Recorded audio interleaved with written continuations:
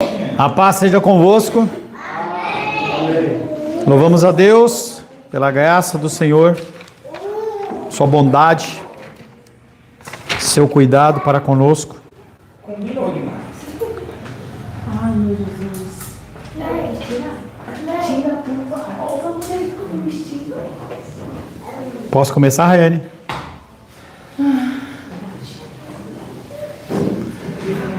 Mais uma vez a paz seja convosco. Louvamos a Deus pelos benefícios do Senhor, pela sua graça, pela comunhão que o Senhor nos concedeu.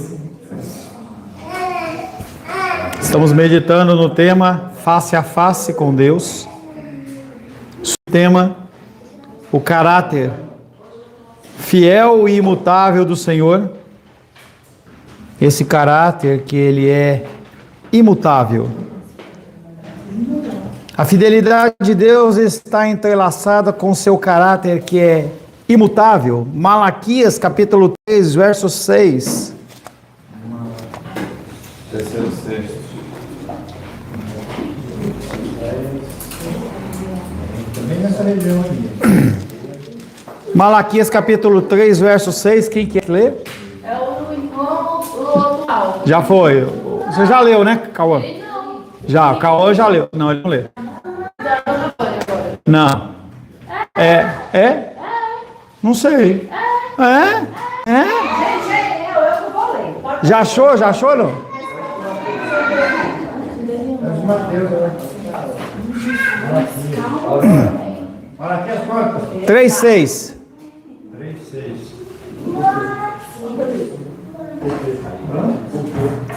André, por que você não é consumido na ira do Senhor? Responde, Vânia. Posso dar misericórdia. Não, leia aí, filha.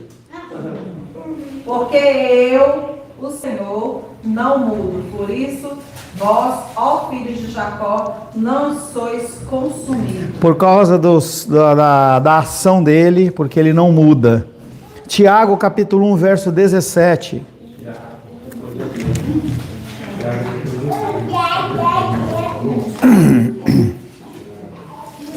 Tiago 1, 17.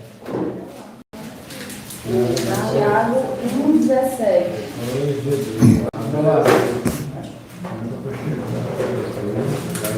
Tá chegando? Chegando. Tiago, quanto, pastor? 1,17. 1,17. Você perdeu, tem que exercer sua função, Nicolas, por favor. Eco. Deus diz assim: toda boa dádiva e todo dom perfeito são lá do alto, descendo do Pai com as luzes, em que não pode existir variação ou sombra de mudança. A fidelidade de Deus está entrelaçada com o seu caráter que é imutável. As mudanças naturais podem ser tanto para bem ou para mal. No entanto, ambas são inconcebíveis, impensáveis em Deus.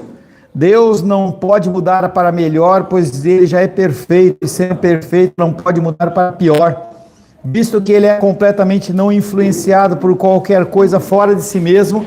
Seu aperfeiçoamento ou aperfeiçoamento ou piora são impossíveis. Seres humanos mudam? Muda, seres humanos mudam. Mudam. A gente tem cabelo, vai perder o cabelo, e aí vai. Entendeu? Mas Deus, ele não muda. E isso é tão importante, porque quando você entende isso, não adianta você pedir para ele mudar, que é a base, por exemplo, das campanhas de oração. Então você vai numa igreja e a pessoa está falando da campanha de oração, o objetivo dela é fazer o quê? Mudar o coração de Deus. Porque ela acha que com ela fazendo 7 semanas de oração ou de jejum, do que quer que seja, ela fazendo isso, Deus ele vai falar assim, então agora eu vou dar. Aí eu vou fazer porque ele me convenceu. Não existe isso. Ele é para sempre o mesmo. No entanto, algumas passagens bíblicas que sugerem que Deus pode mudar confundem algumas pessoas. Por exemplo, Gênesis capítulo 6.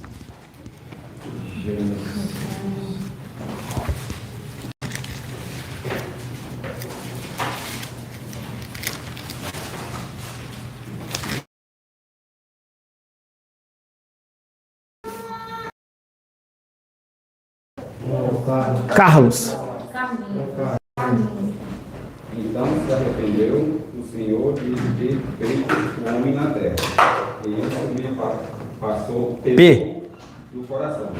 Disse o Senhor: farei desaparecer da face da terra o homem que criei, o homem e o animal, os répteis, as aves dos céus, porque me arrependo de os haver feito.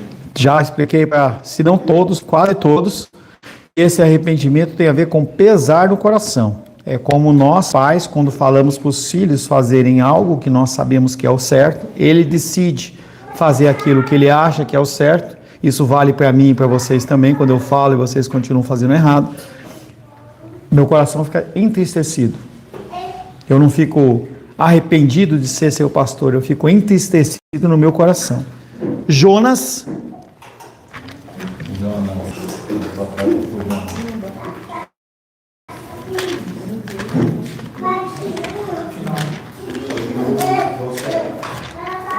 Jonas fica onde? Onde fica Jonas, ô Cheyenne? No velho não, velho é o diabo, hein?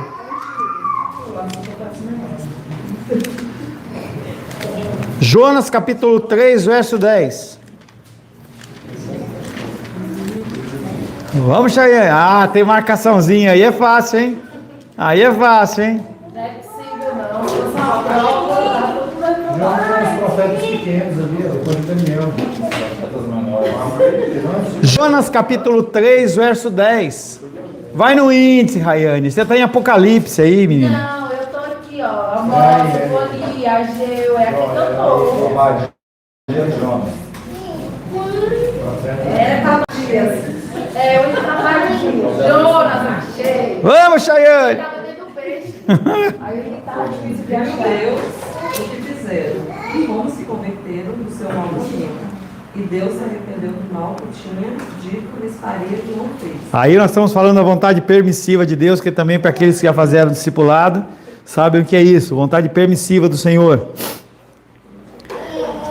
A mudança em torno de Deus, mudança nas relações dos homens com Ele, mas não há alguma mudança que sequer em seu ser, seus atributos, seu propósito, suas motivações, seu agir e suas promessas.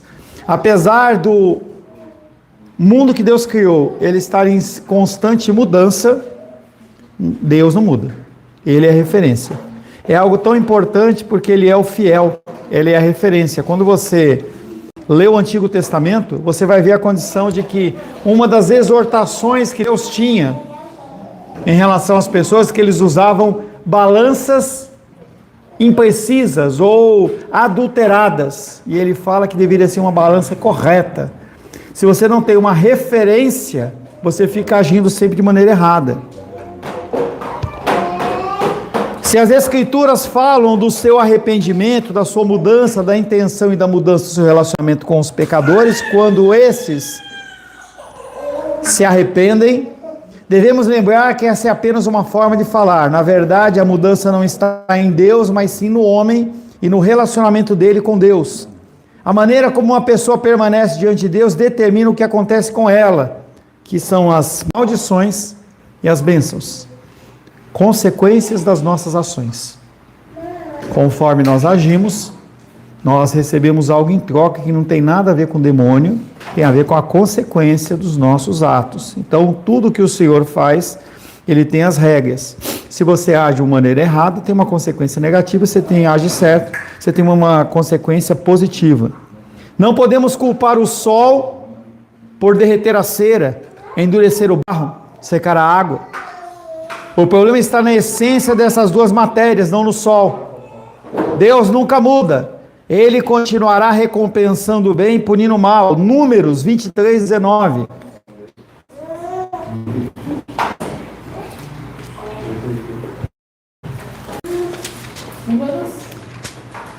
Nicolas? 23, capítulo 9. 19.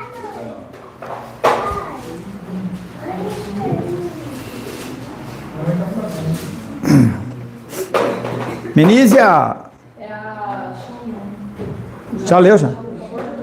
Deus não é homem para se minta, nem filho do homem para que se arrependa. Porque tudo que os prometido não fará, tendo falado não cumprirá. Então a gente vê a condição, tem que dar uma coisa de borracha para ela, né? É só dar uma borrachinha para ela. Deus não é homem para que minta, nem filho do homem para que se arrependa. Porventura, tendo ele prometido não fará, o problema é que as pessoas elas acreditam uma palavra que veio de Deus, mas que não veio, não, verdade não veio. Então a igreja elas estão cheias disso. Pessoas que falam em nome de Deus, prometendo uma coisa que Deus não falou e Deus não falou o que ia fazer. O caráter imutável de Deus o separa de tudo e de todos. Os céus, por exemplo, estão sujeitos a mudanças. Eles se movem. Tudo isso porque a Raiane tirou da mão dela. Aí você vem falar para mim que o bebê, ele não é pecador. É isso, né? Tá bom. Isabela não é pecadora. Os céus, eles estão sujeitos à mudança. Eles se movem e seguem o seu curso. O livro de Apocalipse nos fornece um retrato drástico das mudanças extremas que os céus passarão até que, conforme 1 Pedro diz, tudo vai ser consumido no fogo. Os sinais e maravilhas que estão acontecendo, essas maravilhas não é porque é uma coisa legal, maravilhas é a ação sobrenatural do Senhor. Elas são sinais que nós possamos entender que os sinais dos tempos estão chegando.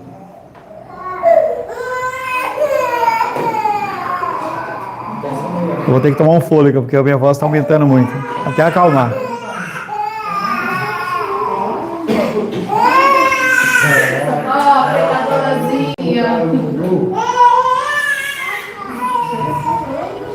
Os ímpios, eles estão sujeitos a mudanças. As pessoas têm mudado a face da terra com suas escavadoras e a atmosfera com a poluição. O livro de Apocalipse diz que no final dos tempos as pessoas e a vida vegetal morrerão e os mares estarão poluídos. A terra foi transformada uma vez pelo dilúvio e será transformada novamente. 2 Pedro, capítulo 3.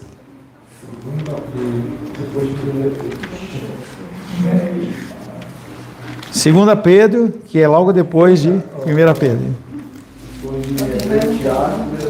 2 Pedro, capítulo 3, versos 6 e 7. Pedro 3. É. Luísa? Pela qual veio oferecer o mundo daquele tempo, afogado em água. Ora, os céus que agora existem e a terra, pela mesma palavra, têm sido entesourados para fogo. Estão reservados para o dia do juízo e a destruição pela ruína. Então a gente vê que Deus ele cria o planeta para ser bom. O pecado ele entra no mundo, distorce todas as coisas. O Senhor ele destrói tudo com o dilúvio e promete, não vai haver mais dilúvio. Mas ele não falou que não vai destruir com fogo, né? Aí no final ele vai fazer a destruição total, no sentido do fogo, vai acabar e voltar a toda a condição original. Os ímpios estão sujeitos a mudanças. Os incrédulos hoje pensam que têm uma vida feliz, ou pelo menos aceitável. Mas um dia perceberão que há uma eternidade sem Deus, é uma existência trágica. Os anjos estão também sujeitos a mudanças. Judas. Já está falando.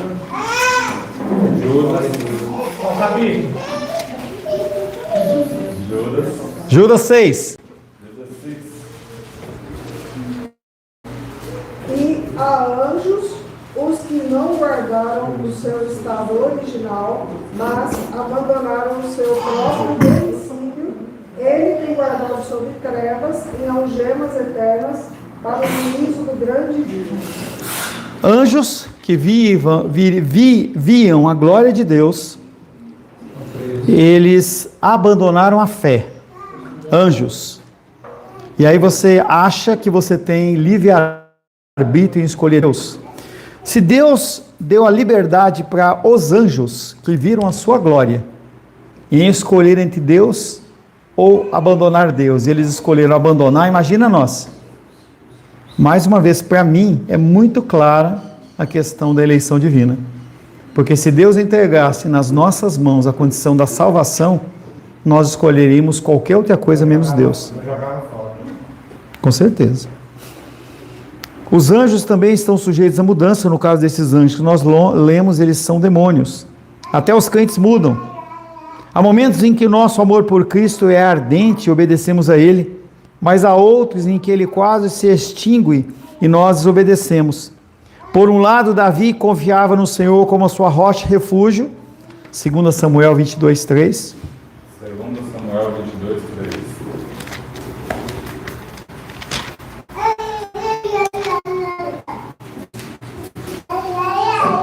Deuteronômio. 22:3. 3. O meu Deus, o meu rochedo em que me refugio, o meu escudo, a força da minha salvação, o meu baluarte e o meu refúgio. Ó Deus, da violência tu me salvas. Então Davi está mostrando toda a confiança que ele tem em Deus. Mas 1 Samuel 27:1. 1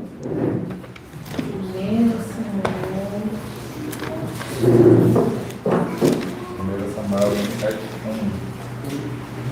Se você está em dúvida se as suas vezes. Disse, porém, Davi consigo mesmo: pode ser que algum dia venha eu a perecer nas mãos de Saul. Nada há, pois, melhor para mim do que fugir para a terra dos filisteus, para que Saul perca de toda a esperança e deixe de perseguir-me por todos os limites de Israel. Assim me livrarei da sua mão, ou da sua mão. É interessante que tem uma passagem que acho que até ilustra melhor. A gente vê a figura de Elias.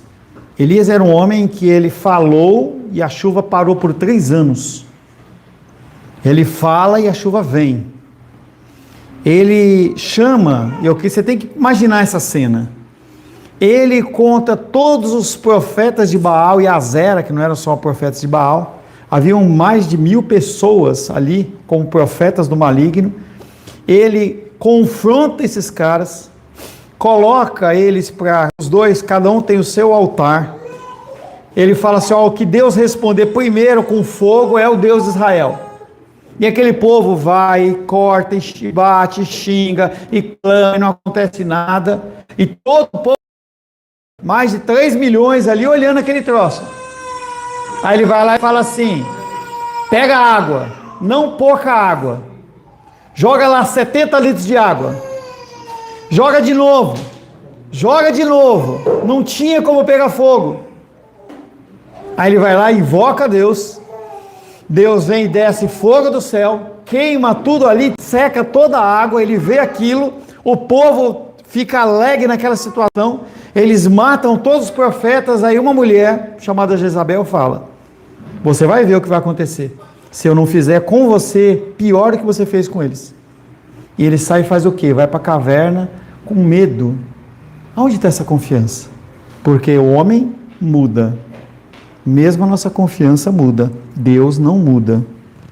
Todo mundo e todas as coisas mudam no universo, mas Deus não muda. O que o caráter imutável de Deus significa para nós crentes? O que o caráter de Deus significa para você? O caráter imutável de Deus. Para mim, tranquilidade, esperança, paz, confiança no Senhor.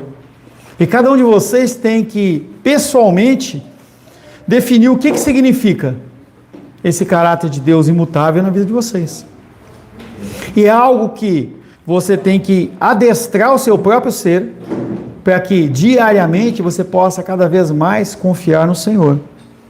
Não se pode confiar na natureza humana, mas nós devemos confiar em Deus. Assim, por mais instável que eu possa ser, por mais inconstantes que meus amigos demonstrem ser, Deus não muda. É por isso que estávamos falando lá embaixo, brincando a respeito de casamento e tudo mais. Por que que as pessoas elas devem entender que, a partir do momento em que você faz um laço, um voto com o Senhor, no matrimônio, o que quer que seja, inclusive um ato de consagração, quando a pessoa aluga um apartamento novo, não, isso não, é só a primeira parte do casamento. Entendeu? Quando você faz um voto diante do Senhor, quem está entrando naquela aliança é o próprio Deus. É por isso que casamentos que são feitos apenas no cartório não têm a bênção de Deus. As pessoas acham que o casamento, a união, ela tem a ver apenas com o cartório, ou apenas com a união sexual. Não é. É uma aliança que é feita com Deus e tem um modo de agir certinho.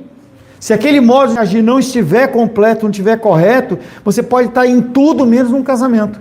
Aí a pessoa sofre, padece, mas não tem Deus.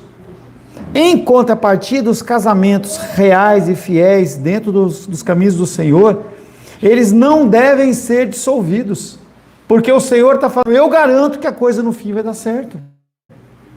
E nós temos que ser pessoas que acreditam nisso, que vivem isso, testificam isso, não se esforçam por isso, porque casamento, relacionamento é esforço. Sem esforço, esquece. Se você deixar o casamento, o relacionamento, o que é que seja, sem um cuidado, é que nem você deixar uma horta sem cuidado, vai criar erva daninha, bicho vai comer, porque você não cuidou. E esse cuidado, ele é diário. Não é só no dia dos namorados, não é no dia do aniversário de casamento, não é só nisso, tem que ser todos os dias. Por mais instável que nós possamos ser, por mais inconstantes que os meus amigos demonstrem ser comigo, Deus não muda. Se Ele mudasse, como nós mudamos, se quisesse uma coisa hoje e outra amanhã, se fosse controlado por capaz nele. Eu lembro daquele filme lá que fala do Jim Carrey, né, que ele é o Deus, né, ele fica Deus, e aí as pessoas pedem as coisas para ele, e aí primeiro ele diz não, depois ele diz sim para todo mundo, o caos que é, porque essa ideia de um Deus que está apenas como um Deus para nos servir, apenas um Deus que está ali para nos conceder coisas, é um Deus que não é o Deus das Escrituras. E hoje o mundo ele carece de referências, tanto pessoais, como relacionais, matrimoniais, porque não se tem mais essa referência. As pessoas olham para as coisas sem a referência de Deus, e aí elas querem estabelecer que aquele padrão está errado. Não, está errado porque você não se adequou aqui. E a gente tem que confiar que o Senhor está controlando lares, relacionamentos, porque senão a gente fica sem referência. Aí a gente vai começar a andar a nossa própria vontade, a nossa própria revelia. Aí está perdido, que é o que o mundo está fazendo. Eu não confio mais que Deus está no controle, eu confio que eu tenho que me virar. Aí a gente vê essa bagunça que está aí, porque as pessoas elas querem cada um garantir o seu. As pessoas elas fazem isso porque elas não confiam no Senhor. Se Ele, Deus, mudasse como nós mudamos, se quisesse uma coisa hoje e outra amanhã, como é o nosso coração? Você apresenta diante de Deus suas necessidades, seus desejos, suas petições, amanhã você muda. Amanhã você não quer mais isso. Ou se Deus concede, você nem lembra de agradecer. A coisa que menos nós fazemos é reconhecer realmente que Deus tem feito. Então quando eu falei daquela bênção que eu recebi, falei para testar, gente, isso é possível. Não é uma coisa que está lá distante, que foi escrita, não é real, é possível.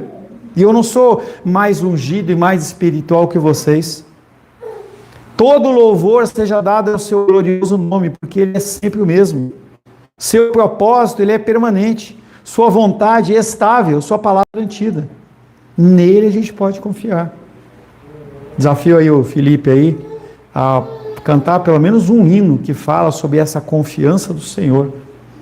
Para você, realmente, você tem que alimentar isso, essa confiança. É lógico que isso não nos isenta de nós sermos sábios, racionais, de fazermos conta em relação às decisões que nós tomamos, porque também essa máxima de que eu vou em nome de Jesus e faço e desfaço sem pensar, isso aí é burrice. Nós temos que pensar. Isso será que é vontade de Deus? Você faz suas contas, eu devo fazer isso, devo fazer aquilo outro, devo entrar nesse negócio, não devo entrar nesse negócio, será que é bom, será que não é? E aí você em oração, o Senhor ele vai dar discernimento, mas a primeira coisa que você tem que fazer é olhar para a palavra de Deus, o que ela fala, porque Deus não vai falar nada diferente do que está aqui. Então nós temos que olhar para a palavra como referência, ela não muda. Sua palavra é garantida.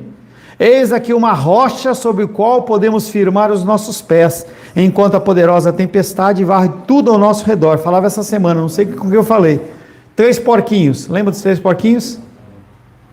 O que aconteceu? Os porquinhos estavam brincando, e aí? Aí apareceu o lobo. O que eles fizeram? Saíram correndo, cada um para um lugar. O primeiro porquinho construiu uma casa do quê? O que aconteceu, Helena? O lobo chegou lá perto da casa de palha e fez o quê?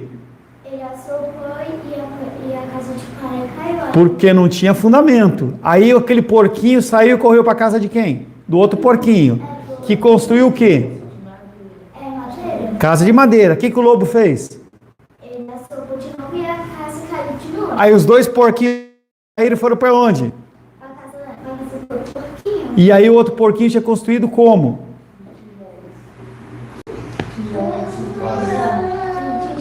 Tijolo, parede. Só que se você colocar tijolo e parede, sim, ele cai. Então tem que construir o quê? Colocar uns ferros, uns pedaços de pau no chão, para poder aquilo ali ficar firme. Então você constrói naquilo. Aí caiu. E o lobo? Soprou e não aconteceu nada. Emagreceu, pelo menos sem ar. Eis aqui uma rocha sobre a qual podemos firmar os nossos pés, enquanto a poderosa tempestade varre tudo ao nosso redor. Essa tempestade ela vai alcançar. A estabilidade do caráter de Deus garante o cumprimento das suas promessas. Como Deus é imutável, as suas promessas também o são. Suas promessas incluem a salvação eterna para os cristãos. Não é uma salvação que começa no dia do juízo. Não é uma salvação que começa depois do juízo, uma salvação que começa desde o seu nascimento, porque procede dele. Isso significa que ele manifestará fielmente o seu amor, perdão, misericórdia e graça para conosco, sempre. Isaías 54:10.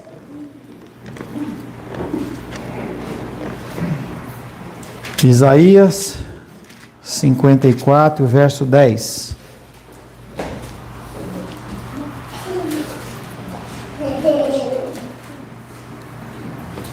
Amor, você. Porque os montes se retirarão e os outeiros serão removidos. Mas a minha misericórdia não se apartará de ti, e a aliança da minha paz não será removida, diz o Senhor, que se compadece de ti. A aliança foi feita quando? Quando foi feita a aliança da sua salvação? Não, cara. Antes da fundação do mundo. Só consumou temporalmente. Essa aliança foi feita lá antes da fundação do mundo. E ele não volta atrás, ele não mente. Então essa aliança que foi feita lá, ela não é rompida. De novo, lê de novo, por gentileza. 54:10. Porque os montes se retirarão e os outeiros serão removidos. Mas a minha misericórdia não se apartará de ti, e a aliança da minha paz não será removida, diz o Senhor que se compadece de ti. Repete comigo. Porque os montes se retirarão, e os outeiros serão removidos, mas a minha misericórdia, mas a misericórdia dele não se apartará de mim, e a aliança da sua paz, para comigo não será removida, diz o Senhor, que se compadece de mim, de você também. Esse é o Deus fiel e imutável em quem nós podemos confiar totalmente. Marcos capítulo 11, verso 22.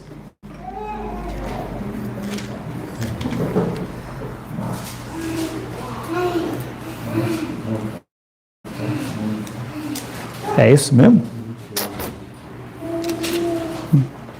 Marcos capítulo 11, Ó, que Jesus lhes disse: tende fé em Deus. Tende fé em Deus, apenas confia. Na versão do Procurando Nemo. Você quer ler? Marcos capítulo 11. Então lê, vai o seguinte. Marcos capítulo 11, do verso 20 até o 23. Apenas o Nicolas. E passando eles pela manhã, viram que a figueira secara desde a raiz. Então Pedro, lembrando-se, falou: Mestre, eis que a figueira que amaldiçoaste secou. Ao que Jesus lhes disse: Tende fé em Deus. Porque em verdade vos afirmo que, se alguém disser a este monte, ergue-te e lança-te no mar, e não duvidar no seu coração, mas crer que se fará o que diz, assim será com ele. E? Continua. 24? 24. E por isso vos digo que tudo quanto em oração pedirdes, crede que recebestes, e será assim convosco. Amém. Amém. Ele sempre... Hã? Essa questão do monte é figurado, né? Não é figurado, não. Ele vem trazendo a condição de que... É porque você está pensando dentro do meio natural. Você já viu a parábola do cara que estava com a mão assim? O que Jesus falou? Estende a mão. O que aconteceu? Ele estendeu. A filha de Jairo estava viva ou morta? O que Jesus fez? E qual a diferença disso falar para um monte, sai daqui e se joga no mar? Não tem diferença. Não é figurado. Ele tem falando sobre a condição da fé. A fé, ela é tão séria, esse contexto da fé, e ele usa um exemplo. Até o monte. Poxa, mas isso nunca aconteceu. Eu também nunca fiz. Mas aconteceu. Não é figurado. Abriu o Mar Vermelho. Nasceu um barquinho lá grandão, os caras entraram. Não, abriu o Mar Vermelho. Jericó. Eles foram atravessar o Rio Jordão. Eu estava lendo esses dias. Eu fiquei imaginando. Quando ele colocou o pé, a água que estava vindo, o rio era rio forte, parou a água. A água de baixo, o que aconteceu com essa água? Começa a analisar. A água de baixo, se aqui parou, essa água continuou e foi secando. Mas e o mar onde ela dava? Ia voltar água. Ou seja, parou aqui e não avançou aqui. Aquele trecho específico aconteceu de não ter água. E eles não passaram com o pé com lama. Eles passaram com o pé em seco. Ou seja, todas essas questões, elas são sobrenaturais, não são metáforas. São reais. Se você tiver a fé, como de um grão de mostarda, você manda o monte sair de um lugar e se jogar para o outro, ele vai. É lógico que tem que ter um propósito dentro do propósito de Deus. Você não vai ficar mandando, árvore, sai daqui, voa, aí você vai começar. Não é isso. Mas se tiver um propósito,